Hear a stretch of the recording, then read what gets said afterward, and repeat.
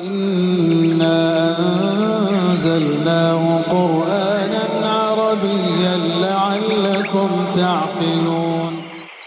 شهر رمضان الذي أنزل فيه القرآن هدى للناس وبينات من الهدى والفرقان، فمن شهد منكم الشهر فليصمه، ومن كان مريضا أو على سفر فعدة من أيام أخر، يريد الله بكم اليسر ولا يريد بكم العسر، ولتكملوا العدة ولتكبروا الله على ما هداكم ولعلكم تشكرون.